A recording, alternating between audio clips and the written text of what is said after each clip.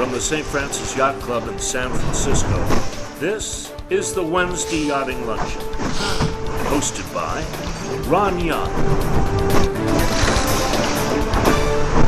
We're about to get going. Welcome to our Wednesday Yachting Luncheon, live from the St. Francis Yacht Club. For those who are watching online, we are streaming on Facebook, on YouTube, and on Instagram. Right off the bat, we get to introduce a couple of staff Commodores. Bruce Monroe, welcome Bruce to be here, and from 1986, Merv Shenson. Merv and Bruce, great to have you both here. 86, we may remember, was a sort of important year in our yacht club because in 85, we basically really kicked off what would become the Golden Gate Challenge, the first challenge for the America's Cup from San Francisco. Blackcollar agreed to be the skipper if I would be the GM and vice versa, and we did that. And with Merv, we christened two boats, 49 and 61, and both of these boats were brand new, one built in Stevens and one built in Mamaroneck, New York, from which our speaker has spent a bunch of his childhood. So it's fun to have you guys both here. I wasn't here last week, you may remember, because I was racing to Ensenada. We took second in class and ninth out of 145 boats overall, so it was lots of fun. And I'm not going to be here next week because my daughter Veronica's company is being listed on the New York Stock Exchange, and so I'm going back for the bell ringing. That's a proud moment for every daddy. Let's see, a little bit about future talks. The one I'm going to miss next week is going to be with the Nature Conservancy. They're an incredibly powerful organization which is buying land and restoring landmarks all over America, especially nautical landmarks. They'll be talking about a lighthouse, an island, and the sea, conserving California's historic landscapes and landmarks. So it's a great one. I'm sorry I'm going to miss it. Then on the 15th of May, Josh Bartless is a second mate unlimited on one of these gigantic ships. And he's going to talk about a research expedition to Antarctica and back. And especially since a ship just hit a bridge in Maryland, and that ship was not tended by a tug, you may note, hence last week's speaker was all the more relevant. Sean would tell you that if there was a tug tending it, it would have never hit the bridge, but they were under their own steam, and you can't turn giant ships like that very quickly without a tug. And then on May 22nd, the Earth Justice Program will be here to talk all about how they bring people to order and to justice when in fact they foul the oceans. It's a big issue these days. As you may know, the North Pacific Gyre is bigger than the state of Texas, literally, full of plastic and junk, and so somebody has to basically help clean that up, and they're wanting to be a big part of it. And then, of course, if everything is the future of sailing is foiling, well, the future of boating may be foiling too.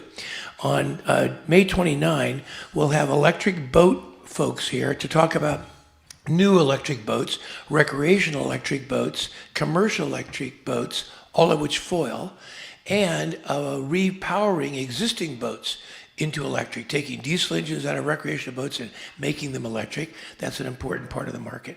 And then on June 5th, we'll have the famous writer Charlie Doan here, editor of Cruising Magazine and Sail Magazine for years. He'll be here to talk about a vagabond who went missing in his incredibly fun adventure. So if you like a sea adventure, you'll get one on that date. A little bit about our speaker today. Born in Manhattan, and he grew up in Chappaqua, and first remembered being on boats, sailing for bluefish, fishing for bluefish with his dad in Mamaroneck, the very same Mamaroneck where Merv, we built US 61. And he spent a bunch of time, sailing in the Berkshires in Sunfish. And then in 10 years ago, he cruised around in the Caribbean, in the Bahamas in a 40-foot sailboat.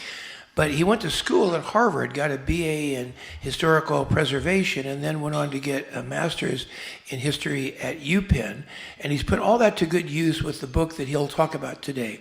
Right now, it seems to many of us that another big, powerful country that spreads across the north part of Europe is weaponizing immigrants. And many people think that it's a big, dangerous thing that these immigrants are being weaponized all around the world to disrupt democracies. Well, this is not the first time such has happened. It turned out that some people did something like that a long time ago. And the book today talks a little bit about how 3 Americans took advantage of that worrisome problem and brought 3 million Jews to America. Those Jews would go on to have incredibly famous offspring, and he'll tell that whole incredible, fun story. It's fun to have Steve back after 4 years. He spoke just before the pandemic. He's a great speaker. I know you'll enjoy Steve Ujifusa. Steve, come on up, buddy.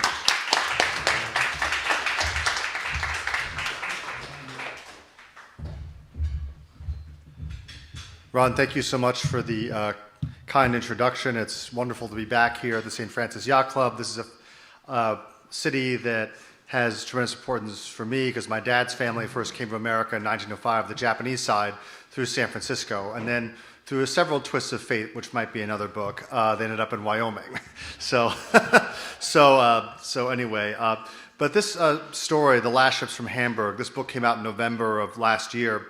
And this was a coming home for me as an historian because I had first gotten interested in history through my grandmother, who was the daughter of Russian Jewish immigrants. Her family came here in 1895. And the historian Dan Jurgen, when I spoke with him about this book, he was the author of The Prize, he said, what this story does is that this is the sequel to Fiddler on the Roof. Because we all know the ending of Fiddler on the Roof, where Tevye and his family are forced out of their little shtetl, their little village in the Russian Pale of Settlement, and they have lost all their property. They had to sell everything to make this voyage, and they're all going to America. They sing about the little village Anatevka, that what a wonderful place, what a terrible place. Someone should have set a match to this place years ago. And then they all leave, headed to America, and then the curtain comes down. Well, we don't know how they get to the sea. How do they get to America? How do they get on the boat? We have this image of these immigrants leaving Russia, leaving Eastern Europe, and next thing you know, they're seeing the Statue of Liberty and hooray, and everything's wonderful. Well, this family shown here, which might as well be Tevye's family, this is a Jewish family from the Russian Empire, and they're halfway through a 5,000-mile journey over land and sea that involved border crossings, health inspections, journeys on sealed trains, and here they are in the port of Hamburg, Germany, waiting to board their ship in an immigrant village which could house up to 5,000 immigrants at a time, run by the mighty Hamburg-American Line, which was the biggest steamship company in the world and made most of its money from carrying immigrants, not just Jews, but between 1880 and 1914, about 15 to 18 million people from Europe came to this country looking for better opportunities. They came from Greece, they came from Italy, they came from Russia. But the difference with these Jewish immigrants is they had no option of going back because what they fled from was so terrible that they vowed they would never want to come back. My family's story is fairly typical. On my mother's family, this is my great-grandfather Isaac Schlefstein and his wife Anna, who came to this country in 1895. And they went on to have 8 children, the youngest of whom was my grandmother. Great-grandpa came here with the proverbial $10 in his pocket, probably started off with a push cart on the Lower East Side selling butter and eggs. And by the time my grandmother was 6 years old in the early 1920s, they bought a big townhouse in Brooklyn, and they were an American success story. And every 4th of July, my grandmother remembered her father unfurling a big American flag above the stoop of their house in Brooklyn. And my grandmother said that Russia was a forbidden topic. They didn't talk about it. They didn't talk about their journey to this country. This picture here on the right shows my grandmother Judy in her NYU yearbook, along with my grandfather Jerome Brooks. They were both classmates and college sweethearts. And like so many second-generation immigrants then as now, they struggled with parents who wanted to maintain the old ways, and they who wanted to be American. Here they are, kind of looking very Hollywood, very 1930s. And it was my grandmother who, she had a very strong interest in history, and she was the one that provided me the inspiration to do what I'm doing right now. And these 2.5 million Jewish immigrants who came from mostly the Russian Empire, but also places like Romania and Austria-Hungary, Bulgaria, other parts of Eastern Europe, they truly shaped America in tremendous ways in the 20th century. They made modern Hollywood as we know it, with actresses like Lauren Bacall, who was originally Betty Joan Persky, the daughter of immigrants from Romania. You have Justice Felix Frankfurter, who was an immigrant from Austria. You have, of course, great musicians like Irving Berlin, who came here as a 5-year-old boy in the 1890s, and he never forgot seeing the Statue of Liberty from the deck of a steamship. And it was he that wrote what could be argued as our second national anthem, "God Bless America," which, frankly, I think is a better song than our current national anthem. But we all know that song. He was very proud of being an American. And of course, George Gershwin, who created the modern American musical Porgy and Bess. And of course, where would we be without Jewish humor, like with the Marx Brothers? I was speaking to a friend of mine who's from the Chestnut Hill part of Philadelphia, very much not Jewish, but he said, before the Jews came to America, aside from Mark Twain, I don't think we were all that funny. Our humor, America's humor, is Jewish humor. And of course, Ruth Bader Ginsburg, who was the daughter of Jewish immigrants who fled the Russian Empire too. And the question is, like, these people, these people, their parents, why did they want to make a clean break? What were they fleeing from? What was so awful? Why did they try to remake themselves as America? Why did they ultimately come here and reflect America back to us? Well, this is what they were fleeing from. Starting in 1881, Russia embarked on a organized, systematic campaign of state-sanctioned anti-Semitism that began with the assassination of Tsar Alexander II by an anarchist bomb. His son, Alexander III, took over the throne of Russia and said, see, this is what happens when you try to move this country towards constitutional monarchy and towards democracy. Russia's foundation is autocracy, orthodoxy, and nationality. And he blamed the death of his father on the Jews. There were 4 million Jews in the Russian Empire at the time, most of whom were extremely poor. They were confined to a small part of the Russian Empire known as the Pale of Settlement. And Alexander III and his close advisor, Konstantin Pobedonostsev, enacted a policy that went as follows. The ideal situation for Russia's quote-unquote Jewish question would be if one-third of Russia's Jews die, one-third immigrate, one-third disappear. And this was a program of systematic pogroms where Russian citizens were encouraged to loot, burn, rape, kill, and steal from small Jewish villages. You had military conscription where young Jewish boys as young as 10 or 11 years old were taken away from their families and drafted into the Russian army for up to 20 years. Most of them would not make it. And you also had cavalry raids by the Russian military, the famed Cossacks. If you've seen that movie or the animated story, An American Tale, it begins with the Cossacks burning that mouse village. So this became an untenable situation. This was a situation that was faced by most of Russia's ethnic minorities. Alexander III was a big believer in what he called Russification. He enacted similar campaigns against Armenians, Georgians, Uzbeks, but he had particularly ire for the Jews, who he called Christ killers and traitors. So the question was, Russia is pretty much an inland empire with the exception of Odessa and St. Petersburg. There were no shipping lines that went directly from the Russian Empire to the United States.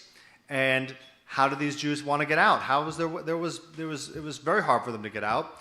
The only solution was for them to cross over the border from Russia into Germany, and from there go to the great seaports of Northern Europe, such as Liverpool, Amsterdam, Hamburg, and Bremen.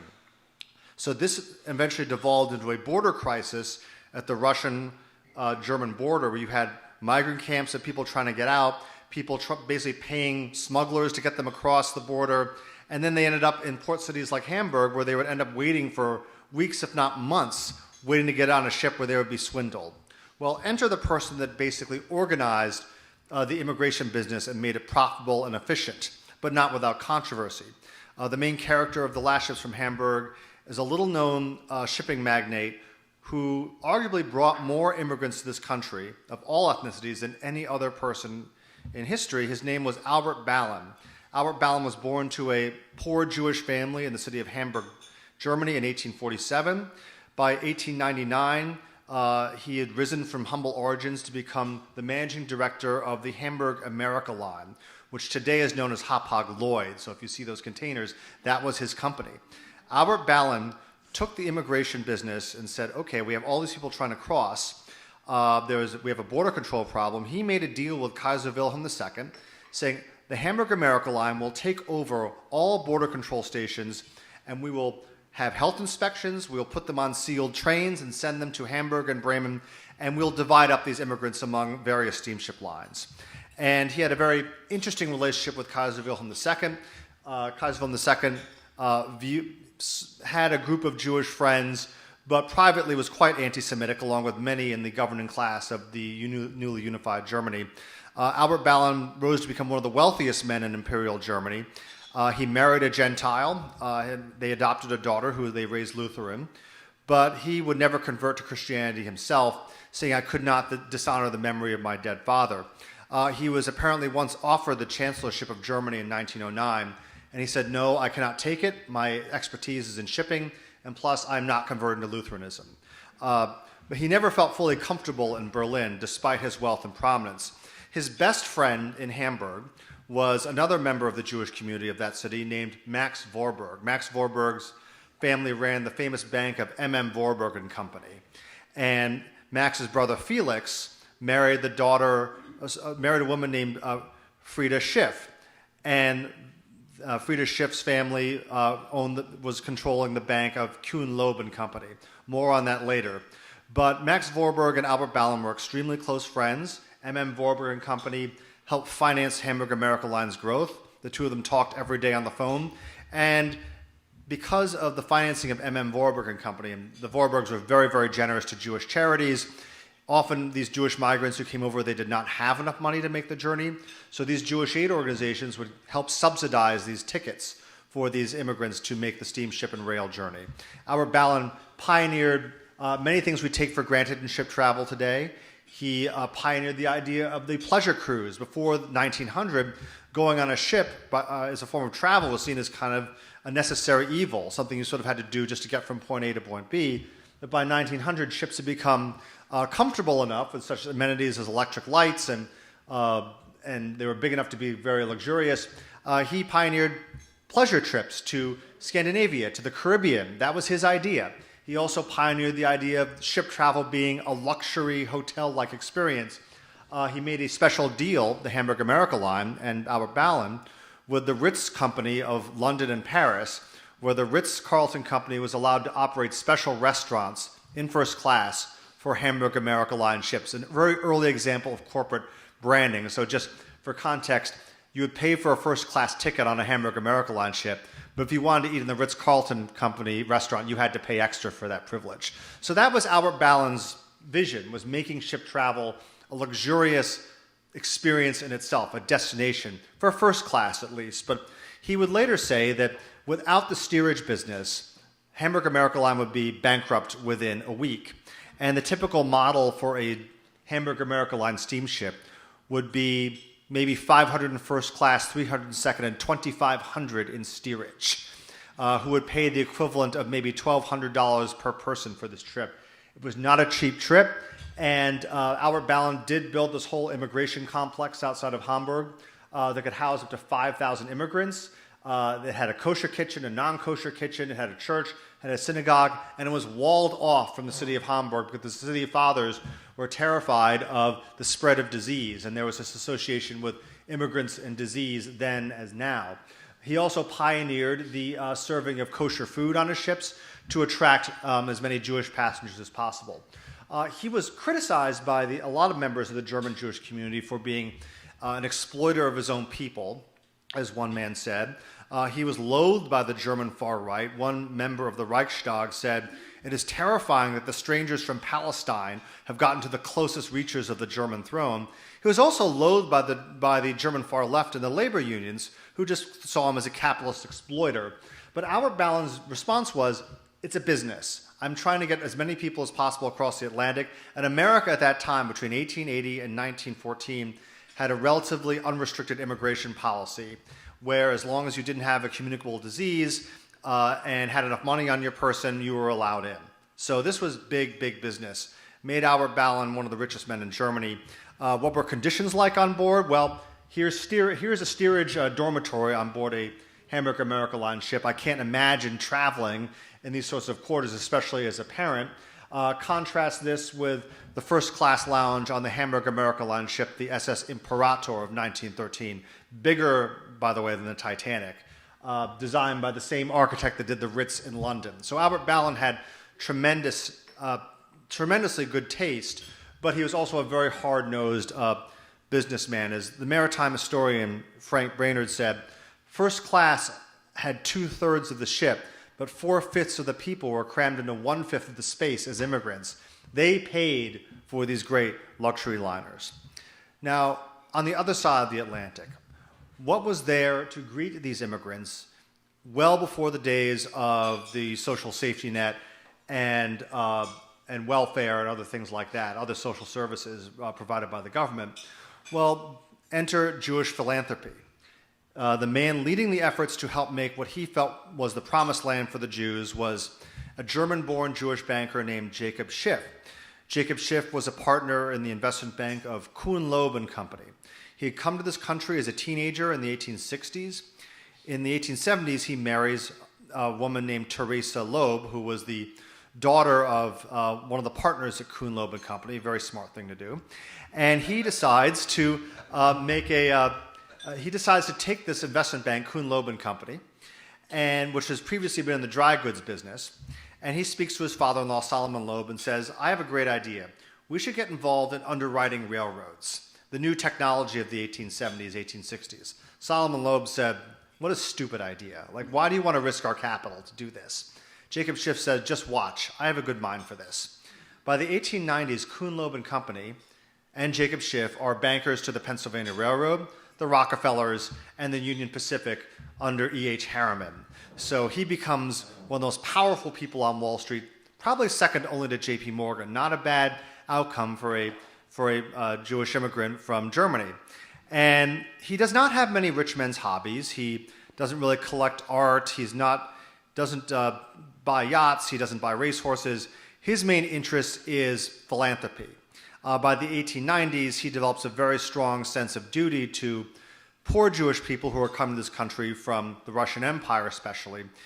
Not until the end of his life, he died in 1920, did he fully renounce his love for Germany. Like a lot of German Jews of this time, he felt that Germany was actually a progressive nation and a good home for the Jews, but he felt America, because of the 13th and the 14th and the 15th Amendment and the Constitution, this was the promised land for the Jews. The country that he felt that he despised more than any other country was Russia. He called Russia the great Satan of the Jewish people. And he spent a lot of time and a lot of his fortune to bring as many Russian Jews to this country as possible. He generously funded aid organizations such as the Henry Street Settlement House, which taught vocational skills, English language to immigrants in New York's Lower East Side. He funded the creation of the Montefiore Hospital and also the Hebrew Immigrant Aid Society. And the Hebrew Immigrant Aid Society gave out microloans of $50 or so to immigrant entrepreneurs who wanted to, say, buy a push cart to start a business. My wife's family, her great-grandfather came over with nothing. He was a tanner from Poland. And thanks to a $50 loan from the Hebrew Immigrant Aid Society, he became quite a wealthy man by the 1930s in the leather business. There are many stories like this. And Jacob Schiff, it's estimated that he gave away at least half of his fortune. He died worth $50 million in 1920 to mostly Jewish causes. And there was tension, however, between the Russian Jewish community and the German Jewish community. The German Jewish community, a lot of them came over in the 1840s and 1850s. They were culturally German, religiously Jewish. They spoke German at home. They hired German nannies. A lot of them by the 1890s had become middle, upper middle, or even upper class. And they also tend to be more politically conservative. And a lot of them felt embarrassed by these poor Russian Jews who are flooding into major cities, saying, oh, they're speaking this version of Low German called Yiddish, and they're poor and they're uneducated, and they make us look bad, and we need to just somehow make them more socially acceptable. And the Russian Jews couldn't stand that. A lot of them felt great resentment, felt that they were looked down on and talked down to by these wealthy German Jewish philanthropists. Jacob Schiff took the middle road and he said, look, I feel proud to be an American. I feel proud to be of German ancestry. But these are all co-religionists. These are people who are fleeing tremendous suffering, and we need to look out for them. And Jacob Schiff was, without his philanthropy, a lot of these immigrants would not have gotten the head start they did. And for context, a lot of these first-generation immigrants from Russia, a lot of them didn't make it that first generation. They died of disease, industrial accidents, and such as in the tragic Triangle Shirtwaist Fire of 1911.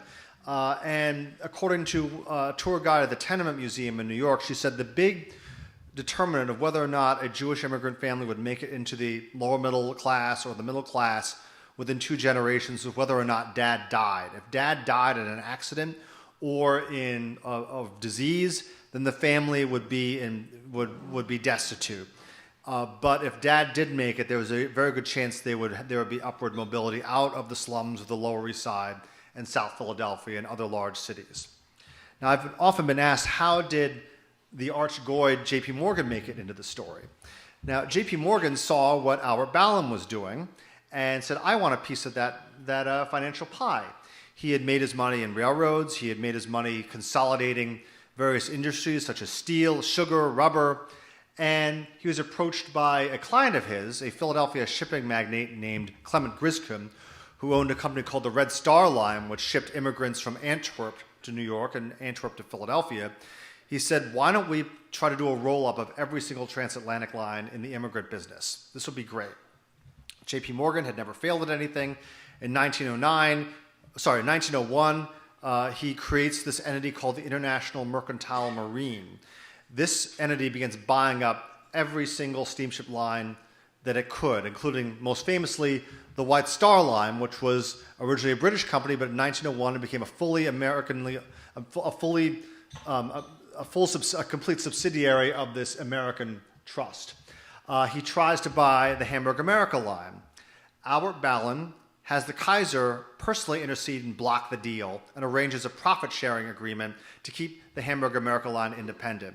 J.P. Morgan, who never hired Jews, approached J.P. Morgan and said, okay, if I can't buy the most profitable steamship company in the world, I'll try to buy Albert Ballin. He offered Albert Ballin in 1903 $1 million a year to run the International Mercantile Marine. We're talking 30 or 40 million bucks a year in today's money. Albert Ballin said, no, I will not take that job. My loyalty is to my company and to Germany.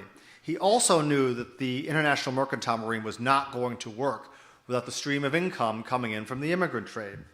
And these two companies, the International Mercantile Marine and the Hamburg-American Line, begin a building war. Each company builds its own separate trio of superliners to outdo each other. The White Star Line, under J.P. Morgan's ownership, builds 3 bigger and more luxurious superliners: the Olympic of 1911, the Titanic of 1912, and the Britannic of 1914. The Britannic, by the way, never sails as a passenger liner. She hits a mine in 1916 when she's serving as a hospital ship. That's a story we don't know about all that much. Albert Ballin, on the other hand, with his ample cash reserves from the immigrant trade, begins building ships that are even bigger than the White Star liners. Beginning in 1913, the SS Imperator, which was the first ship to be over 50,000 tons, then followed by the Vaterland of 1914, and then later that year, another ship was launched, the Bismarck, which is the biggest ship in the world for the next 20 years. But as you can see, just the competition for luxury, the White Star Line took Albert Ballin's concept of having a floating hotel, and above you see the first-class dining room of the RMS Olympic, and above the picture of the SS Vaterland, you see her Ritz-Carlton restaurant. That's just the extra tariff restaurant. That's a 3-deck high room. You can see how luxurious these ships were getting. Well, the second of these ships goes down, of the White Star Line ships, goes down in infamy, as we all know. And when she departs Southampton, England, in April 10th, 1912, she's built to carry 3,500 passengers and crew. Thank goodness she was only half booked. Her steerage or third-class areas were built for 1,000 people. That was 70% full, but first and second class, not full at all. But the net worth of the first-class passengers on board was an astounding $500 million. Out of those 300 or so first-class passengers, she was built to carry 800 first-class passengers. Among them was John Jacob Astor and George D. Widener of Philadelphia, but you also had many members of the German Jewish upper crust, including Isidor and Ida Strauss. Isidor was a co-owner of Macy's department store. In third class, you probably had around 50 or so Jewish immigrants from the Russian Empire. And in second class, you had a couple named Sinai and Miriam Cantor. They were traveling from the village of Vitebsk in Russia, and they had saved up enough money to go second class, because if you were an immigrant and you were able to pay for second class, that allowed you to skip the line at Ellis Island. There was this thinking of, if you can pay more money, you probably don't have a disease. So they were traveling, and they wanted to start to become dentists. When the ship hit the iceberg at 12:40 p.m. on April 14th, 1912, for the first hour, when they were rousing passengers, first and second class, they didn't want to leave the ship. The ship seemed fully safe. The ship was still brightly lit. Why should we be lowered over 70 feet in an open boat in the North Atlantic? Third class, on the other hand, they were told to stay in place, and many of them just didn't even know what was going on, and they were waiting in the third class public rooms until almost the very last minute. Isidor and Ida Strauss, an officer tried to persuade in that first hour, both of them to get into a lifeboat, saying, no one wants to get in, why don't you both get in? Mr. Strauss, you're a distinguished former congressman, I don't think anyone would mind. He said, no, I'm not going, before the younger men. And then his wife, Ida Strauss, said, no, I'm not leaving you. And the two of them perished together. She was one of 4 first-class women who die. Third class did not have that option. At the very end, almost at the very end, before the ship was about to go down, Colonel Archibald Gracie, who was helping to load women and children in the lifeboats, he thought he had done his duty, and just before he was about to make a run for it, and he miraculously survives, he says, just before I was about to make a run for it and head towards the stern, I saw a massive crowd of hundreds of people, women in the crowd as well as men and children, coming up from the decks below, and they were steerage passengers. My God, the agony of it. 5 days after the disaster, a cable ship rented by the White Star Line arrives at the disaster site to retrieve bodies. They were only able to retrieve 300 bodies from the sea, all of whom were wearing life jackets. Among the dead recovered are John Jacob Astor and Isidor Strauss, and also Sinai Cantor. This watch was recovered from his body, and it shows Moses receiving the Ten Commandments on one side and Hebrew characters on the other. But the Strausses became great heroes to the Jewish community on both sides of the Atlantic, and that's a story that my grandmother told me. And this brought together the German and the Jewish community, their deaths. There were also many popular songs written about the Strausses. But this disaster is catastrophic for J.P. Morgan and his company. He dies a year after the disaster. He, by the way, had canceled at the last minute. But Hamburg-American Line is on a roll. For the next year or so before a war breaks out in Europe, the company is making money hand over fist. Albert Ballin had worked very, very hard behind the scenes, using his wealth and his influence to stop a war. He was terrified of Germany getting involved in some sort of conflict, especially with England. And when war was declared in 1914, one of the last people he saw before returning to Germany forever was the First Lord of the Admiralty, Winston Churchill. And Winston Churchill gave Albert Ballin a huge hug, and with tears in his eyes says, please, my dear friend, let us not go to war. When the war does break out, most of the Hamburg-American Line's 175 ships are stuck in U.S. ports and therefore cannot leave. Germany is blockaded and eventually is starved into submission over the course of 4 years. Albert Ballin is just devastated by this, and all the borders between Russia and Germany are closed, and thousands of immigrants are stuck, unable to get out. And this basically destroys the Hamburg-American Line as a company, and Albert Ballin declared to a friend of his at the German Navy, my life's work is ruined. This is also bad news for Jacob Schiff. He is, unfortunately, it takes him a very long time to give up his German sympathies, and after the Lusitania of the Cunard Line is sunk by a torpedo in May 1915, it takes him a long time to condemn the German government for this. And he works very hard behind the scenes to try to get Jewish refugees who are stuck on the Eastern Front out of Europe, but it's impossible with ship travel basically cut off. Hundreds of thousands of Jewish soldiers loyally serve the Austrian and the German emperors during the war. Russia, however, when they invade parts of Austria, there is mass pogroms and slaughter, and it's a true disaster that's only stopped briefly with the Russian Revolution of 1917. And when this happens, Jacob Schiff, when he finds out the Kaiser has been deposed, the Tsar Nicholas II has been deposed, he said, "I love the new Russia, so much possibility." But then with the October Revolution and Vladimir Lenin taking control, he's like, maybe this is not going to turn out so well. He dies in 1920, and he does not see what ultimately happens to American immigration and the ultimate fate of most of Europe's Jews. During this time, starting the 1890s, there's a tremendous backlash that starts at the very top. It starts as an elite movement of people who decide that we don't like immigration. We feel that it's going to ruin this country, and it starts as a top-down phenomenon. It starts in academia, at places like Harvard and Yale, and among academics, among people in high society, and it's the Immigration Restriction League, which becomes the most powerful anti-immigration lobbying group in America.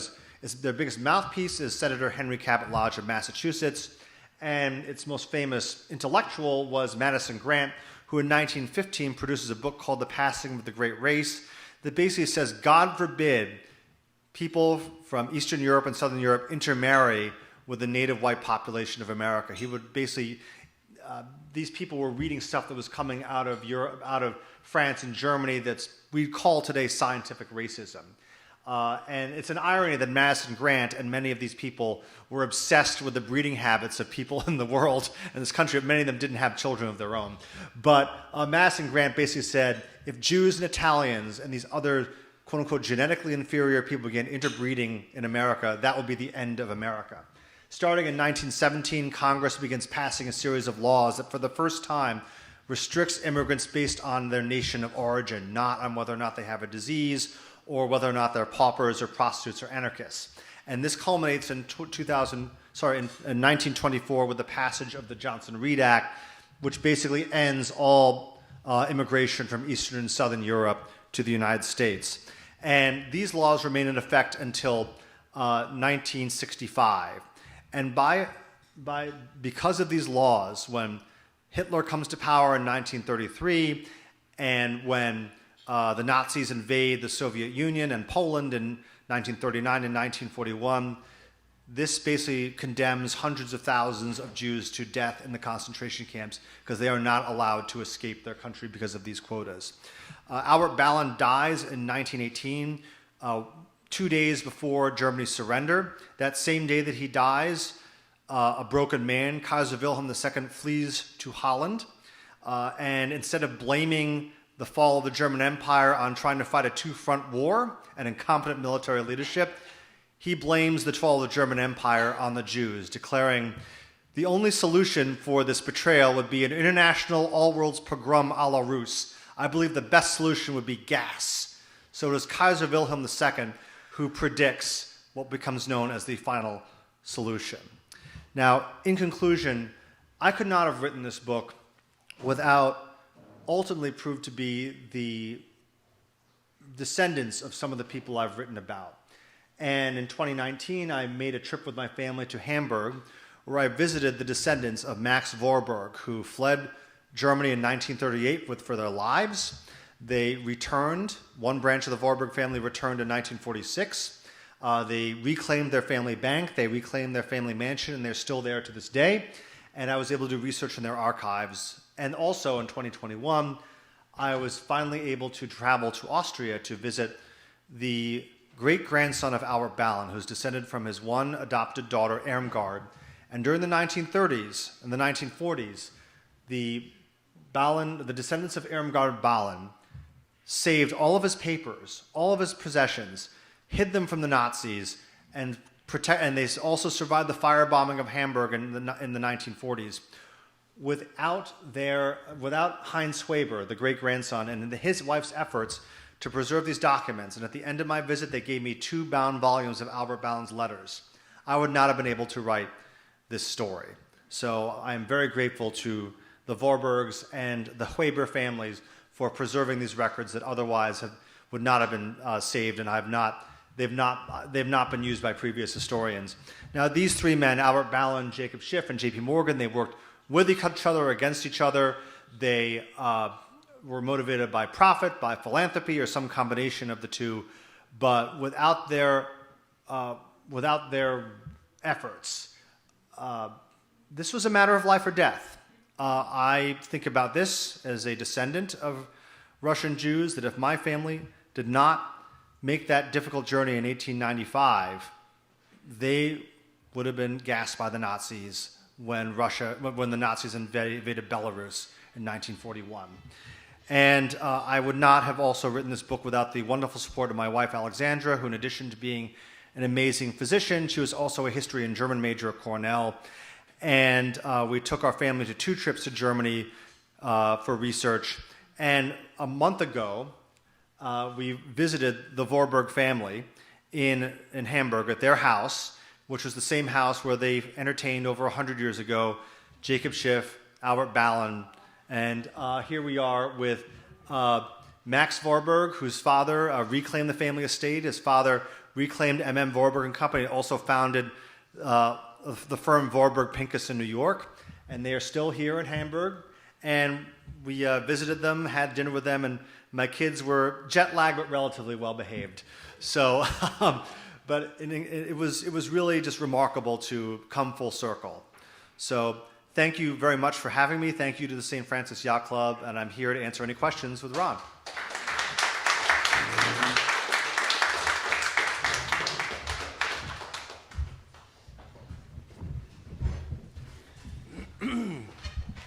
Wonderful. Stephen, so it seems to me that both you and your book are American stories. With Japanese and Jewish roots, you basically brought us a great perspective on history and, in fact, potentially some contemporary solutions. Throughout my business career, I often thought the wisest thing to do is to combine big problems. Fortunately, in America, we have several big problems. It seems to me that we've lost our manufacturing power in the last 30 years as the Chinese took uneducated people from their West Coast, brought them east, educated them, trained them to work in factories, and took over as the manufacturing powerhouse of the world.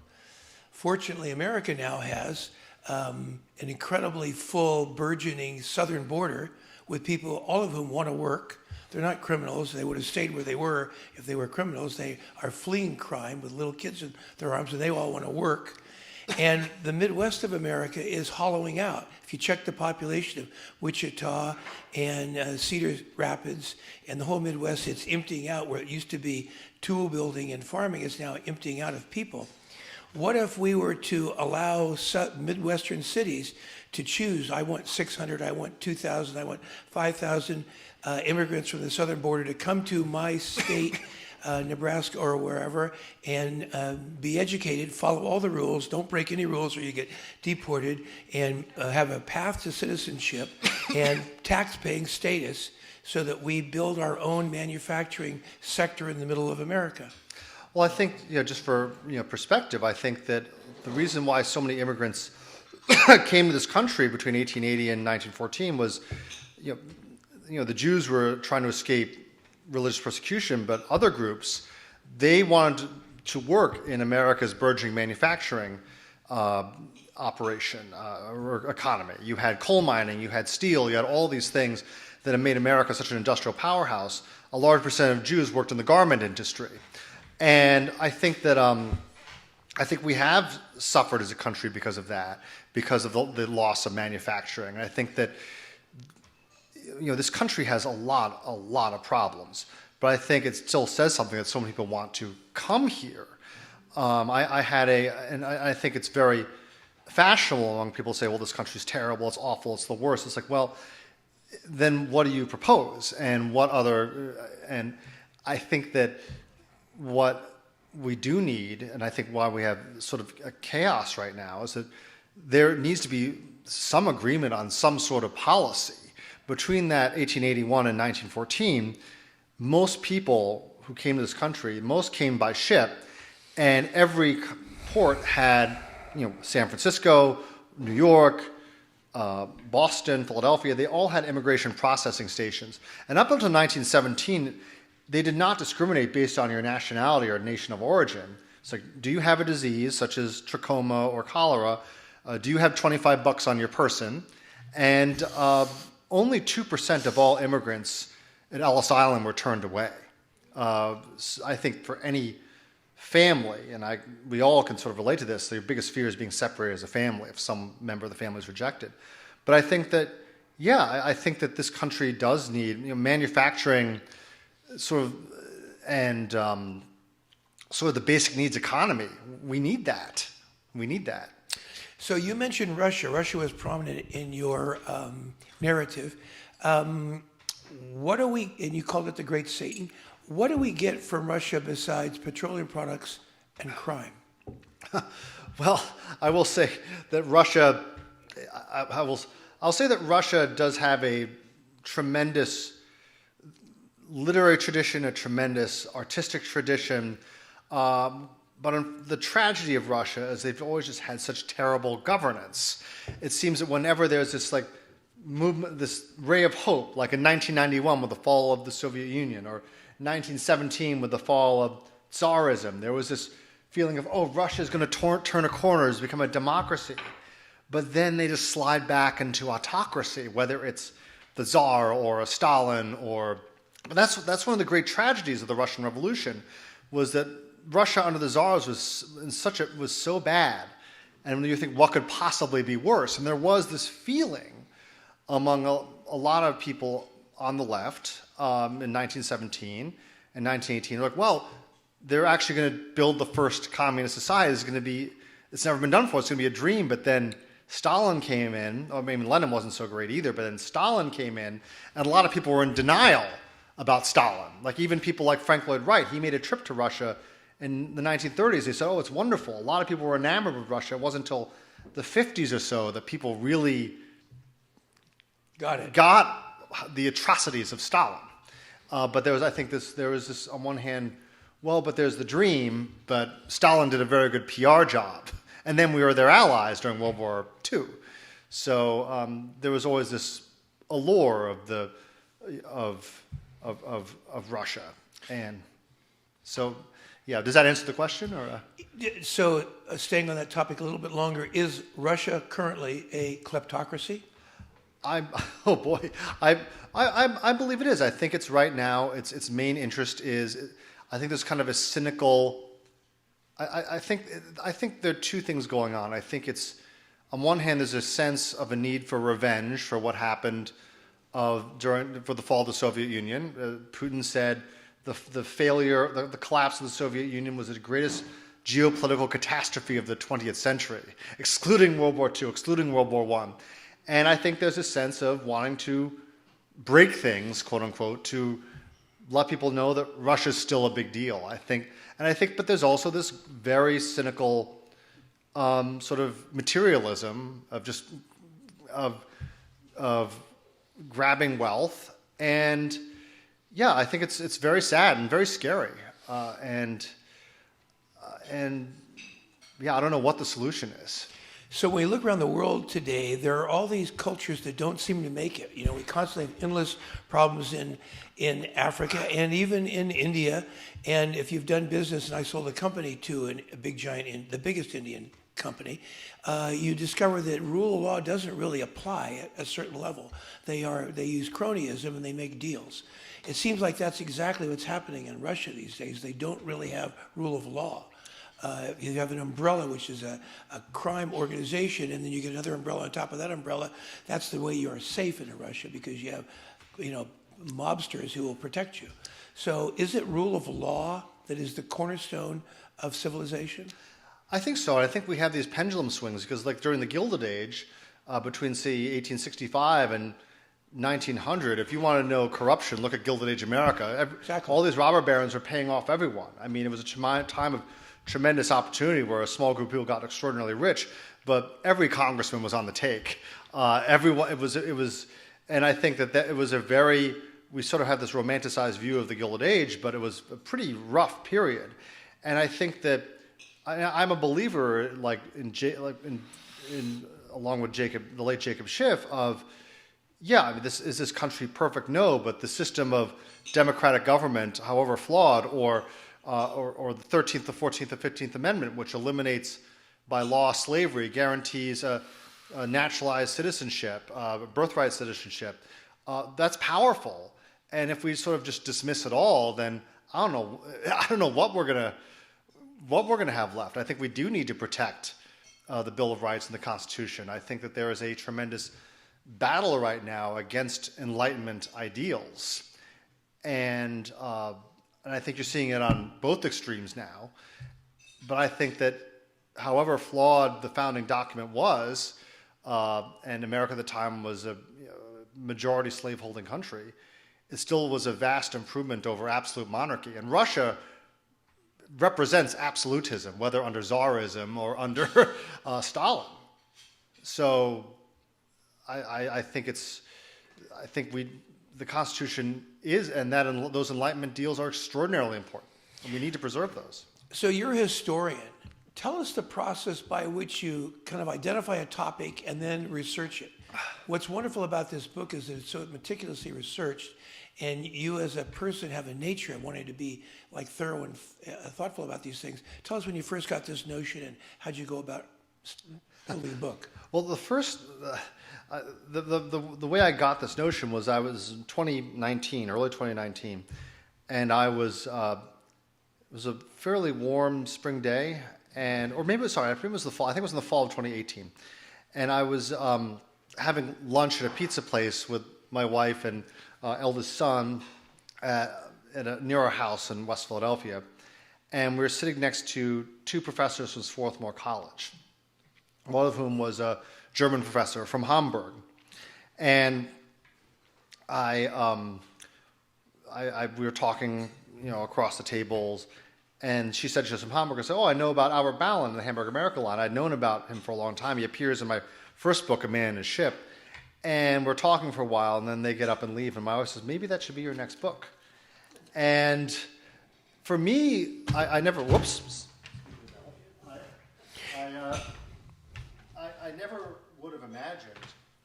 I sold the book proposal in April of 2019 to HarperCollins, and I thought the biggest challenge of writing this book would be, I don't speak German, I don't speak Russian, I don't speak Yiddish. So how am I going to write this? Thankfully, I was able to hire some really great translators and research assistants who've done a marvelous job.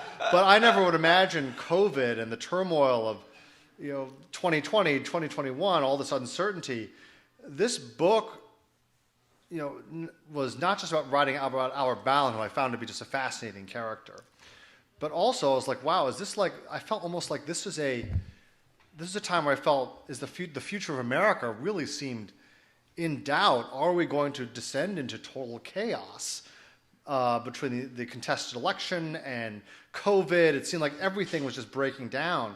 And for me, like, I was trying to write this as like, there must be some hope for this country, because I'm trying to dig into our past, looking for that. Because like, what a tragedy if it's all lost for what our immigrant forebears, what they came for. They fled something terrible, and then will we just evolve into chaos? So it was kind of an exercise in hope writing this book during that time. So your process, do you make like an outline and you just keep filling out the outline, or do you lay down ideas and then try to connect the ideas? Tell us about your process. It's interesting. I usually start off with an outline, and then I sort of write whatever I feel like. I take notes. I take notes on sources, and pull out quotes, footnote them, and then write around them. And you stick those into your outline wherever they seem to fit? Exactly. So you get a fact, stick it in the outline, get a quote, stick it in the outline, and you keep building it out. And then write around it. But I try to really focus on the characters first. I mean, I've really tried to zone in on Albert Ballin, J.P. Morgan, and Jacob Schiff, and try to like make it a character-based story. So that's and also the hard part is the editing process. A previous editor of mine said, chronology, always keep the chronology. And I've tried to be experimental where I go back and forth between, and it never works. It works for some people. I can't do it. But keeping the storyline going is like, and sometimes I have to like re-engineer the book, or, oh wait, that already happened, move that over there, and have to rewrite it to fit into another part of the book. But each book takes about 4 or 5 years from start to finish. And you get an advance, and you basically live on your future. Is how you writers do this? Well, I get an advance, but also I started a business called Tradewinds History, and this business does corporate histories, family histories, historic houses, and that's really taken off in the past few years. So I basically balance art and commerce, and it's a lot of fun. It's a lot of fun being out there in the business world, in addition to sitting in my office reading old documents. And it'll be fun for the audience to hear. So after our talk, his plane is until 6:30.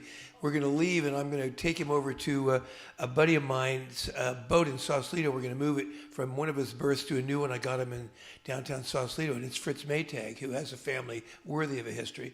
So that won't be Fritz was eager to have a fun talk, and as we move the boat from one place to the other. And those who don't recognize the name, Fritz also founded Anchor Steam Beer, which was in fact the founding entity of all the microbrewing movement. He also did the microdistilling movement with Old Potrero and so on. So that'll be it'll be fun to put the two of you together. Now I have a million questions because he's such a fascinating speaker, but I want to let other people who have great questions. We can always count on our staff commenter Bruce Moreau, a smart person and a lawyer, to basically give us his good question. Okay, well, and a sailor too. As we know, he has beat me so many times in the race course. So, thank you very much for a very interesting talk. And this question comes from a lifelong sailor, because this is not the only book you have written. And I have read and enjoyed very much your book, Barons of the Sea, which took place 60, 70 years prior to the story of this book, and on a completely different subject, but it was very, very good. And it's about, for those of you who do not know this book, it's about the barons of the sea, who were the robber barons of the day, who made fabulous amounts of money, and then some lost it, some didn't.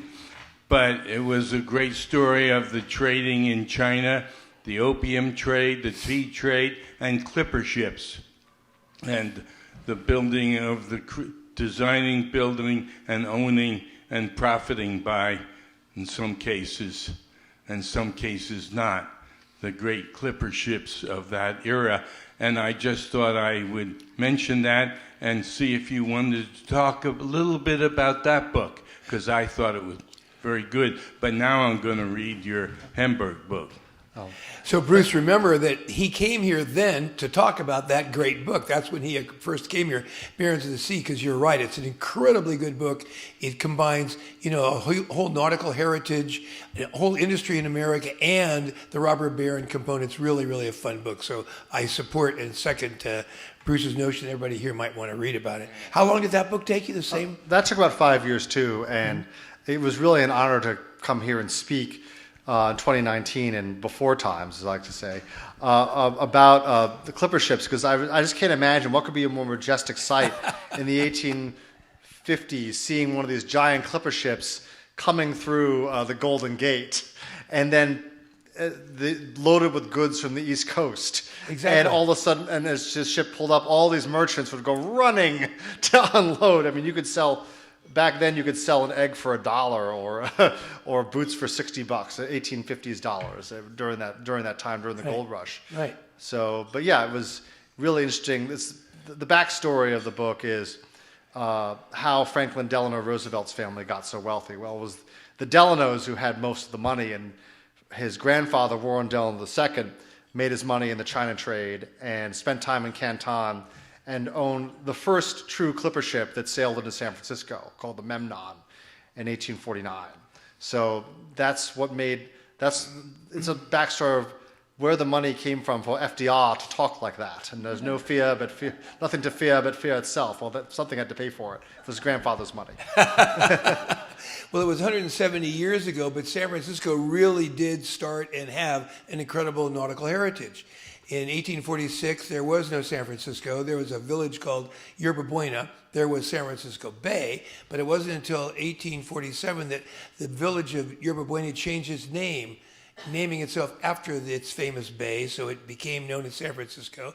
The next year, California became a state, and in the end of 48, the beginning of 49, gold was discovered at Sutter's Mill, and the population went from 850 in December 1848 to 5,049 January and 25,000 December 49, and half of all the people in San Francisco arrived by a square rigger coming through that gate. So everybody here knew how to sail, and there were no businesses, so the spirit of entrepreneurship started as they did, just as you said, they landed and started selling things, whatever they had brought from the East Coast. So those who don't connect the entrepreneurship of San Francisco with our maritime heritage are missing an important link in it. It's really fascinating.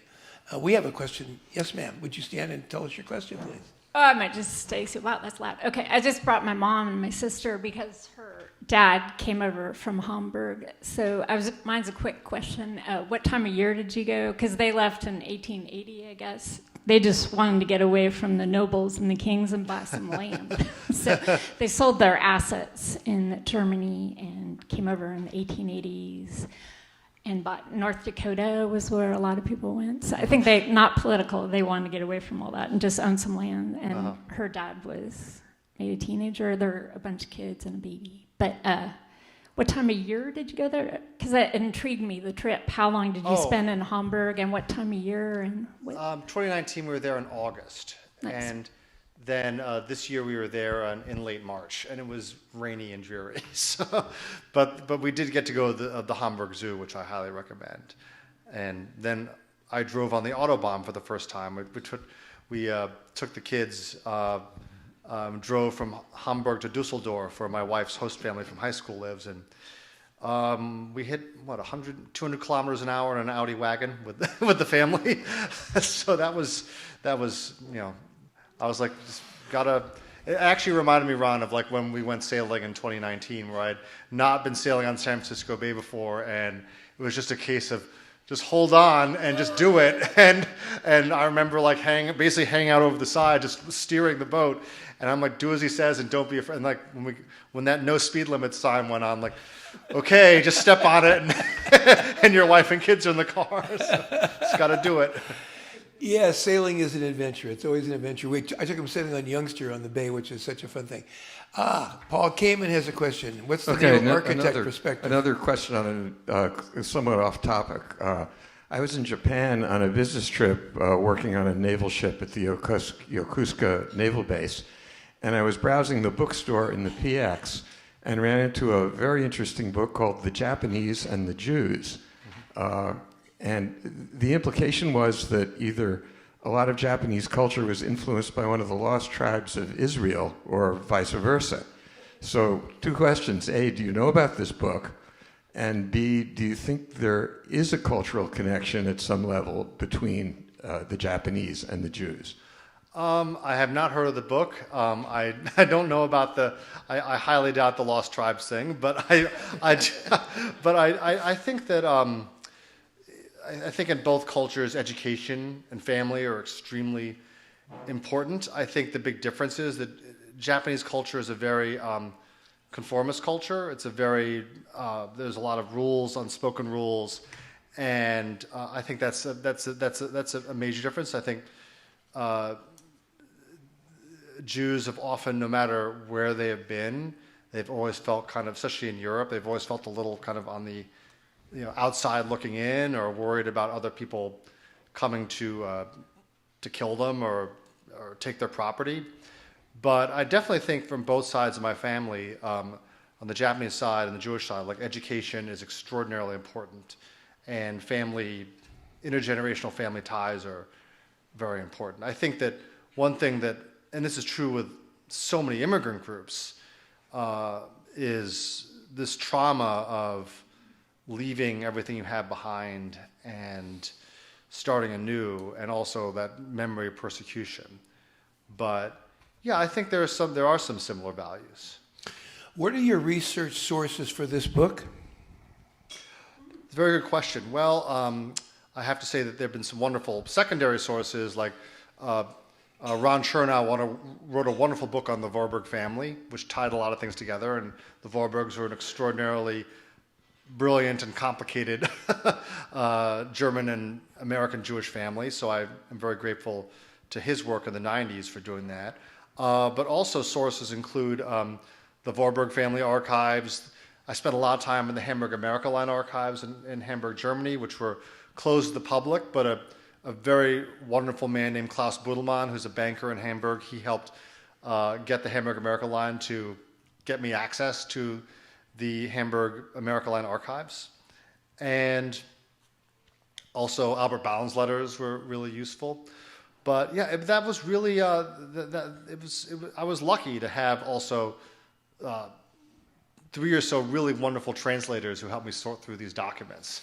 Is there a relationship between Schiff in your book and Adam Schiff, the congressman these days? No, I don't think they're related. Okay. But I will say that Jacob Schiff's family got their name because they lived in a small house in the Frankfurt Jewish ghetto that had a picture or had an image of a ship on the side of it. And Jews back then in the 18th century, they often didn't have last names until they were legally forced to do so. So they just took the name Schiff. Next door was a house with a red shield.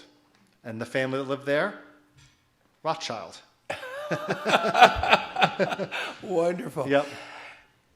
So, listen, it's been really fun. What is your next book? I have a few ideas right now, but I will let you know as soon as it's public. So I have a few ideas, working on a few proposals, but not quite ready for public consumption yet. Stephen Ujifusa, author, historian, and in fact, occasional sailor. Yeah. Thanks for sharing your stories with insight with the Wednesday Yachting Luncheon. Thank you.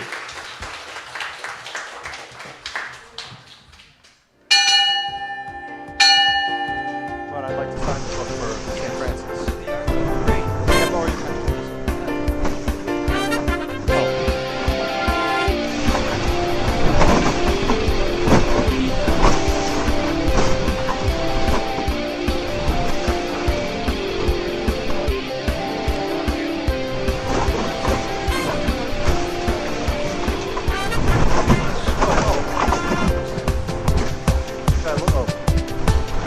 Leave this way and smile with a pen in hand.